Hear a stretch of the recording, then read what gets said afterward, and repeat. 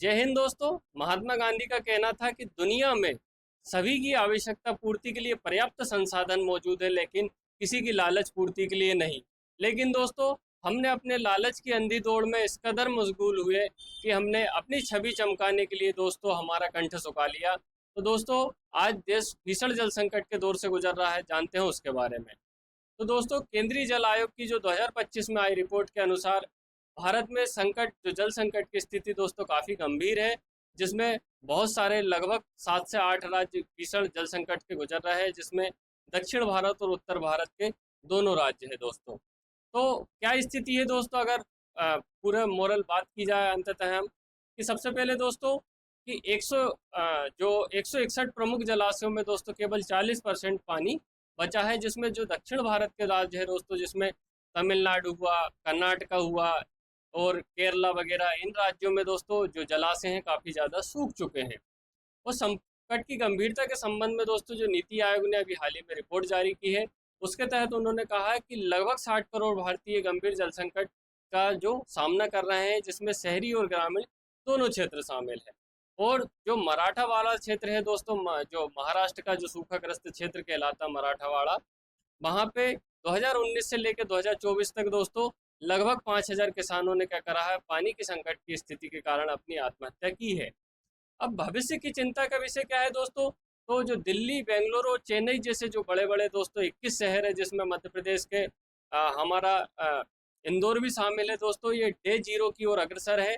Day zero उस अवस्था को कहा जाता है दोस्तों, जबकि उस स्थिति में उस शहर में जो जल की उपलब्धता शून्य हो जाएगी दोस्तों। और हर साल करीब 2 लाख लोग स्वच्छ पानी की कमी के कारण दोस्तों क्या होते हैं, मृत्यु का शिकार हो जाते हैं। अब अंततः कि क्या कारण है दोस्तों कि जल संकट की स्थिति, भयावह स्थिति एकदम से हमारे सामने प्रकट हो गई? तो दोस्तों, ये इसके लिए जिम्मेदार न पृथ्वी है, ना वातावरण है, ना कुछ है दोस्तों। इसकी जिम्मेदार भी कौन है? सिर्फ हम है, केवल हम है। तो सबसे पहले कि हमारी ऐसी क्या गतिविधियां रही कि हमने आज जो धरती माँ, जिसे हम धरती माँ कहते हैं, उनके जो कोख से दोस्तों पानी सुखा दिया है। तो उसका कारण है दोस्तों, हम अंधाधुंध अपनी दौड़ में भूजल का दोहन कर रहे हैं, बहुत ज़्यादा पानी वाली फसलें उगा रहे हैं।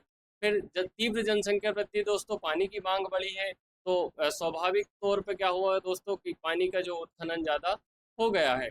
फिर हम अपने जो जल को प्रदूषण करने की जो प्रवृत्ति है दोस्तों, उससे भी बाज नहीं आ रहे हैं, तो वो भी जो पानी प्रदूषित होना है, कम होने का एक कारण है।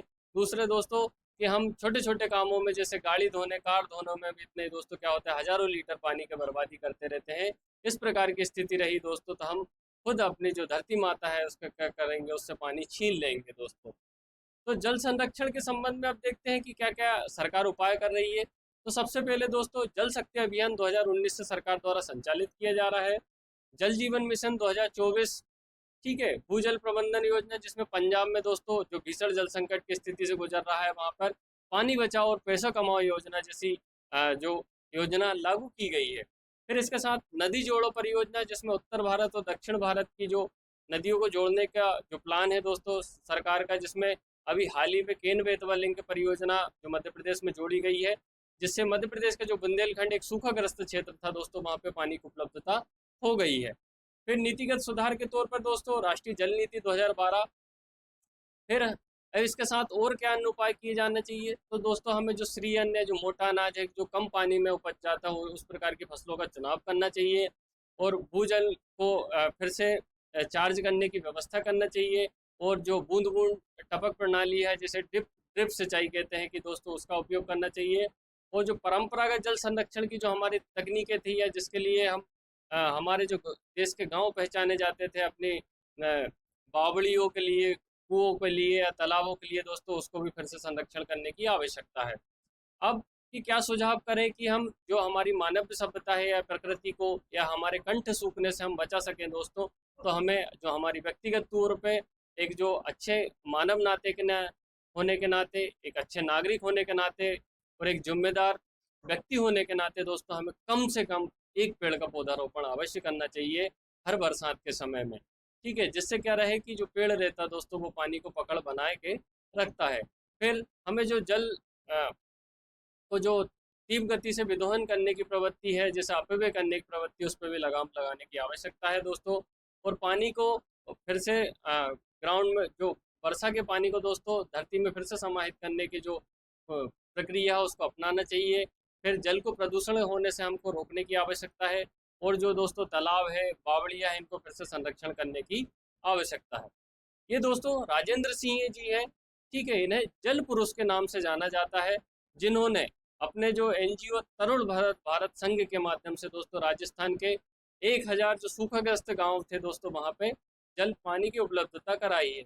इनका कहना है दोस्तों कि नदियों को समझेंगे और सहेजेंगे नहीं तो सभ्यता व संस्कृति हमारी नहीं बच पाएगी दोस्तों। जिस बात पे हम गर्व करते हैं कि हमारी हिंदू सभ्यता या हमारी जो भारतीय सभ्यता है जिस पे हम अ, वैश्विक लेवल पे करते हैं दोस्तों, वो क्या रहेगी, पानी की कमी के कारण सूख जाएगी दोस्तों।